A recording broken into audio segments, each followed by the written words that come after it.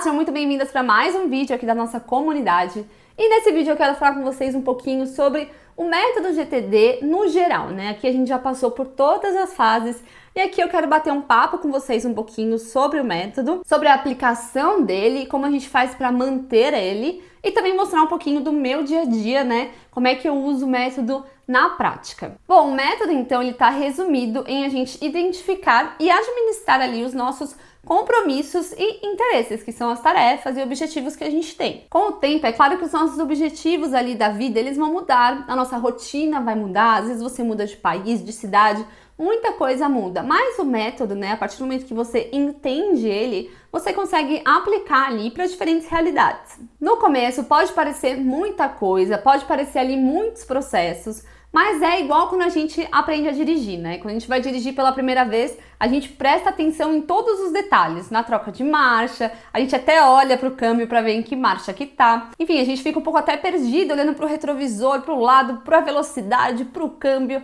né? Por que eu olho primeiro? Então a gente fica um pouco perdido. Pode ser que você se sinta assim no começo da aplicação do método, mas eu te garanto que com a prática, com o passar do tempo, esse processo ele vai se tornando automático para você, igual o fato de dirigir, que hoje em dia, né, quem dirige aí há muitos anos, já nem pensa, é algo automático que a gente faz ali, sem nem pensar no que a gente está fazendo. No início, toda a ação que a gente vai fazer ali, né, para implementar um método, ela não vai ser natural mesmo, vai até parecer algo forçado, sabe?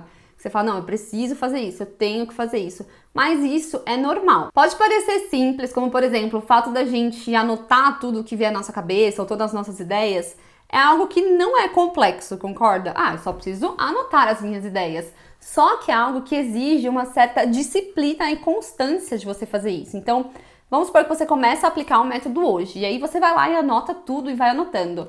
Passou daqui uma semana, 2 semanas, você fala, ah, não preciso anotar isso. Ah, não preciso anotar isso. E aí, quando você percebe, você já encheu a sua cabeça de coisas, né? E não anotou em algum lugar. Então, o desafio aqui, o maior desafio é a gente manter a constância no método, né? E fazer essas coisas que são repetitivas, mas que são fundamentais ali para a gente poder conseguir aplicar e ter o resultado que o método tanto defende e entrega no final ali dessas fases todas. Eu pequei em alguns pontos aqui quando eu fui começar a aplicar o método e eu quero compartilhar com vocês para que vocês prestem atenção por aí. Pode ser que isso aconteça por aí também, mas não tem problema nenhum. A ideia aqui é que a gente peque, mas que a gente perceba e retorne, né? Então, por exemplo, até anotei aqui algumas coisas, né? Colocar as tarefas demais para um dia. Então, eu fazia muito isso. Qual que foi meu grande erro aqui?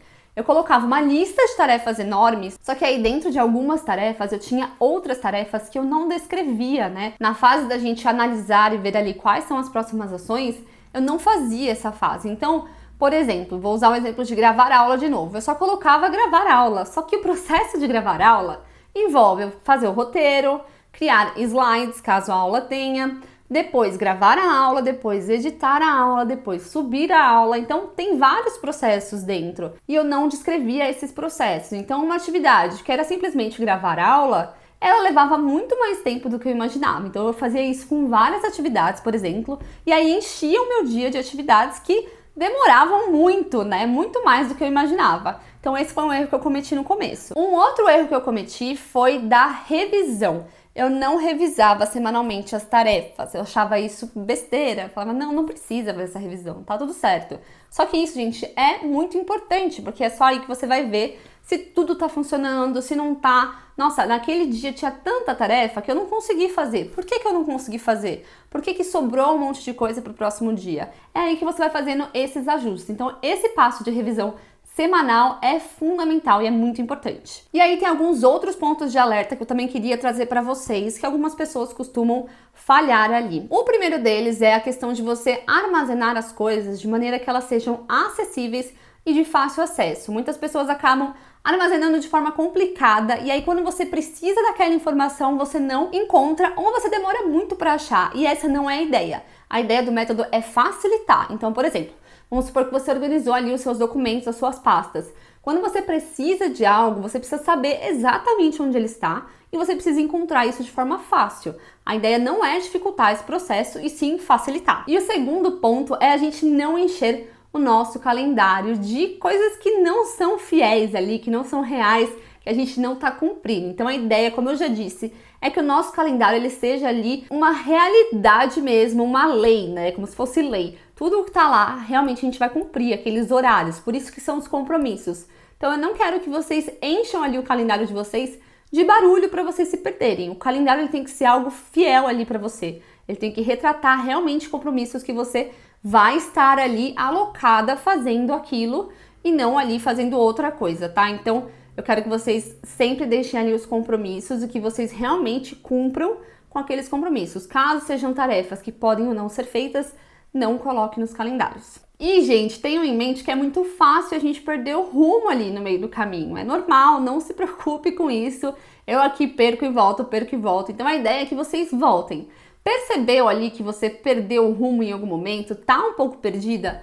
Para e começa tudo de novo. Analisa ali as tarefas que você tem, analise o seu Todoist, deleta o que não serve mais, crie projetos novos, organize tudo de novo, começa tudo de novo.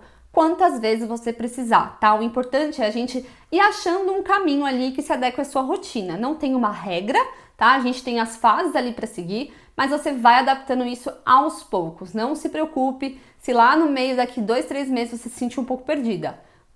Volta, reveja ali tudo que você fez e começa de novo. Bom, agora eu quero falar para vocês um pouquinho de como funciona a minha rotina aqui aplicando o Todoist. Então, de manhã eu costumo ali fazer os meus minutinhos de yoga que eu gosto muito de fazer assim que eu acordo. Então eu acordo, vou lá, faço meus 30 minutinhos de yoga e depois eu venho para minha mesa revisar ali o meu planejamento do dia. Às vezes eu faço no dia anterior, às vezes eu deixo para fazer nesses 30 minutinhos pós-yoga, né? O yoga, para quem não sabe, depois que a gente faz, o ideal é que você não coma nada, nem beba nenhum líquido depois de 1 hora. E aí eu sigo essa regra, então eu não tomo meu café da manhã assim que eu termino minha prática. Eu tenho ali 1 hora para me organizar antes de começar, né, de tomar meu café da manhã. Então essa 1 hora é onde eu aproveito para fazer outras coisas logo de manhã. Geralmente 30 minutinhos para planejamento e os outros 30 minutinhos eu uso para ler alguma coisa ou estudar algo ou até fazer alguma atividade que é prioridade daquele dia ou que está atrasado. Então eu sempre pego essas horinhas aí para antecipar algumas coisas que são mais rápidas porque o tempo é curto. Depois eu vou então tomar o meu café da manhã juntamente com as minhas notícias do dia, então eu gosto sempre de preparar ali a minha panquequinha, vocês já sabem, quem me acompanha, lendo ali as notícias do dia também para ir me atualizando. Então eu costumo fazer essas duas coisas ali ao mesmo tempo e depois eu gosto também de tirar um tempo para dar um jeitinho na cozinha e na sala. Então eu defino ali que até 10 horas, por exemplo, eu vou tomar meu café depois de ter feito tudo isso, né? Terminei ali o meu yoga, essa 1 horinha pós-yoga, eu vou tomar meu café da manhã, dar um jeitinho na sala, dar um jeitinho na cozinha e aí eu venho pro trabalho. Geralmente isso é em torno de 10 horas, e aí eu costumo ficar das 10 a 1 com um bloco ali de trabalho na minha agenda. Lembrando que essa aqui é a rotina ideal, a rotina perfeita que eu gostaria de fazer todos os dias, mas não é sempre assim. Às vezes a gente tem um médico, às vezes a gente tem uma reunião de manhã, então as coisas vão mudando, tá? Não tem nada fixo. Mas é isso que geralmente eu costumo fazer, tá? Na maioria das vezes, essa rotina de manhã costuma funcionar bem pra mim. Aí lá pra 1 hora eu vou almoçar, geralmente eu tiro 2 horas de almoço, então eu preparo meu almoço, gosto de ficar uns 30 minutinhos no sofá e dar um jeitinho na cozinha também antes de voltar a trabalhar. Lá pras 3, então, eu volto a trabalhar, sento aqui na minha mesa, defino ali meu bloco de trabalho e aí eu fico a tarde inteira aqui focada, gravando aula, geralmente deixo pra gravar na parte da tarde, enfim. Vou definindo ali as tarefas mais longas que eu preciso de um pouco mais de concentração, eu faço nesse momento. Mas é claro, gente, que nesse período da tarde, nem sempre eu consigo ficar totalmente focada no trabalho. Às vezes acontece alguma coisa, chega a entrega, ouvir que quer dar um pulo no mercado, tem que quer dar uma volta. Então, eu não fico assim 100% focada essas horas, 3, 4 horas, até porque não acho legal ficar esse tempo todo, mas ali eu tô dentro do meu bloco de trabalho. Então eu pego, vou conversar com o Vi um pouquinho, a gente troca uma ideia sobre algumas coisas de trabalho, vou brincar com o Temaki um pouquinho, volto, vou fazendo esse intercâmbio aí, mas naquele bloco de tempo eu tô mais focada no trabalho mesmo, com essas pequenas pausas. A minha rotina pós-trabalho, ela ainda tá ganhando forma, né? Eu ainda não cheguei ali numa rotina ideal que eu consiga repetir todos os dias, vamos se dizer assim. Então eu gosto de começar a preparar o meu jantar lá para umas 7 horas, e aí até as 7 horas eu fico, tem dia que eu trabalho até as 7, tem dia que eu trabalho até 5 e meia, então depende muito da demanda, né? E aí, às 7 horas eu gosto de começar a fazer o jantar, porque eu não gosto de comer muito tarde, nem tenho tanta fome assim muito tarde. Então, como eu gostaria que fosse a minha rotina noturna, né? Sem cobranças aqui comigo mesma, mas qual seria a rotina noturna perfeita pra mim, que eu venho tentando implementar, mas nem sempre as coisas dão certo. Por quê? De manhã é mais fácil, eu consigo realmente repetir essa rotina que eu falei pra vocês.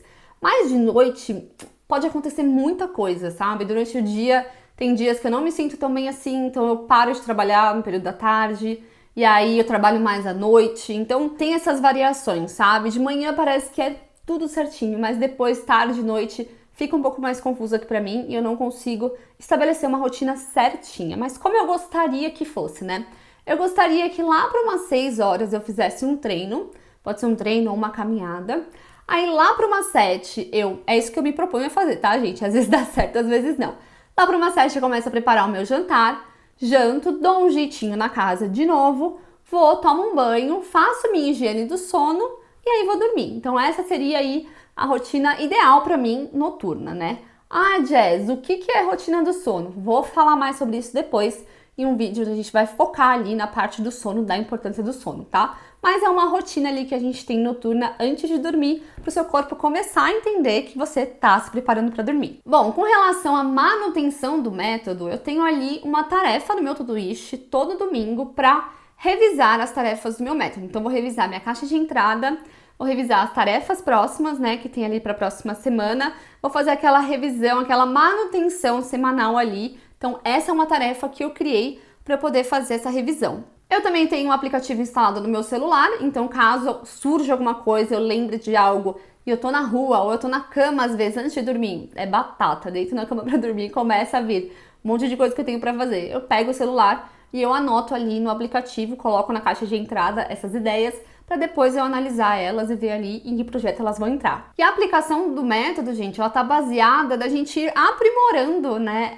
esse gerenciamento e vendo o que funciona pra gente. Então, é um aprimoramento constante, a gente vai sempre encontrar melhores maneiras ali de aplicar no nosso dia a dia. Então, eu te convido ali a estar aberta a mudanças, né? A ir testando nesse início, fazendo alguns testes, vendo o que funciona para você, e aí você vai chegar ali na melhor forma, na melhor maneira para você conseguir aplicar o método na sua rotina. Bom, compartilhei com vocês um pouquinho como funciona aqui comigo. Espero que eu tenha inspirado você de alguma forma aí, espero que você tenha gostado. E qualquer dúvida é só deixar aqui nos comentários e a gente se vê no próximo vídeo. Tchau!